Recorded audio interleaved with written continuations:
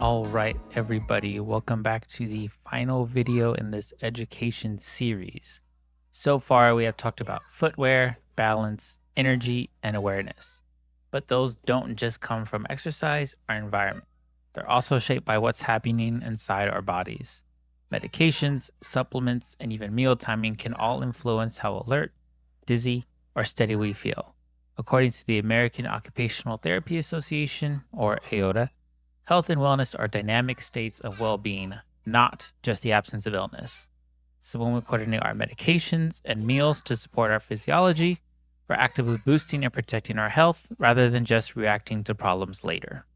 So, looking now at how medication timing can improve your movement safety. Certain medications like blood pressure pills, antidepressants, pain meds, or even antibiotics can cause drowsiness or lightheadedness, especially within the first few hours after taking them. However, you should also be aware that some medications can manifest symptoms even days after being taken. That's why it's important to schedule your most active times, like housework or workouts, around when you feel most alert. Hopefully, this is ringing a bell for some of y'all from our previous videos. Occupational therapy research shows that routines built on existing habits improve adherence and reduce risky timing gaps. In this case, let's talk about increasing medication adherence by adding it to something you already do daily. For example, pairing your morning pill routine with breakfast or leaving your medication by your toothbrush so you're reminded to take it before brushing your teeth. One thing I like to do is leave my pill planner in my backpack in the same pocket where I keep my gum and snacks, so I'm always seeing it and always reminded of it. Simple placements like these make it easier to stay adherent to your medications without relying solely on your memory.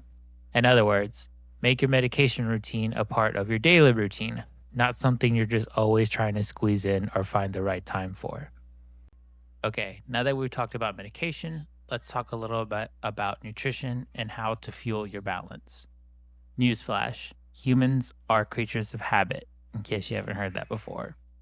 And you have probably noticed some hunger habits of your own. Your body operates on a rhythm, and food is an integral part of that rhythm. Skipping meals or eating irregularly can cause gut irregularities, fatigue, low blood sugar, headaches, etc. The symptoms we feel from irregular eating are all individualized. However, it all stems from a state of malnutrition, which starves the brain, causing slow reaction times and increasing the risk of falls. In fact, one study by Bird et al. Found that nearly one-third of Americans are at risk for at least one vitamin deficiency or anemia. So, how do we combat this? Like I've been saying, be mindful. In this case, be mindful of what you eat. Sadly, many Americans consume foods that are high in calories but low in essential nutrients. Studies show that people in the US often miss out on key nutrients because their diet lacks variety and nutrient rich options. Try eating consistent, balanced meals. Make sure you're striving to get adequate protein and staying hydrated throughout the day. Some medications work better with food, while others require an empty stomach. So, understanding these patterns both support your energy and the effectiveness of your medication. Make sure to review your timing instructions regularly and ask clarifying questions if you have any with your PCP as soon as they come up. All right, little reflection time. Now that we've covered how medication and meal timing affect balance, let's take a brief moment to check in with your own routine. This isn't a test, so don't stress. Think of it as a self check in to help you tune in with your body and daily rhythm. So grab a notepad, write down some notes, or just reflect on these prompts out loud as we go. 1. When do you usually take your medication or supplements? Do those times match up to when you feel your most alert or steady? 2. When do you tend to eat your first meal and your last meal? How do you feel before and after? Lightheaded, energized, sleepy? 3. Have you ever noticed any patterns? For example, maybe you feel dizzy around a certain hour of the day. Do you ever notice that you skip lunch and crash a little bit later? Or do you ever feel especially tired after eating a big meal? These might be clues that your medication or nutrition timing might need some work. If you notice uncomfortable occurrences between how you schedule your day and how your body feels, that is your cue to make some small changes. Jot down some notes about the time of your medication and how your mind or body responded. Then share that with your physician so y'all can adjust dosage and timing together. I've heard many people say that they don't want to bother their doc or have the back and forth. But at the end of the day, they're there for you and it's your health. They're a part of your team.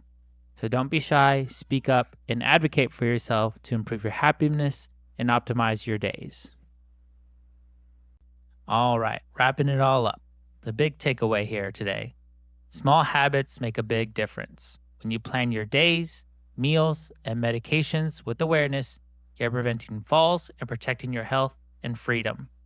We have covered a lot in this series, from awareness, footwear and balance, energy management, assistive tech, and now medication and nutrition timing. Each piece builds on the other to make up the big, beautiful human that is you. Together, these tools empower you to navigate your day with confidence and safety. However, please remember that these are aspects of your health that evolve with you, so it's essential to remain mindful of them throughout your life. This whole series has been all about helping people live life to the fullest, so please stay proactive in guarding your health and continue learning. Keep listening to your body, making small adjustments until they become habits, and using what you've learned to stay steady, strong, and independent. Thank you everybody for watching along the way. Stay safe and have fun out there.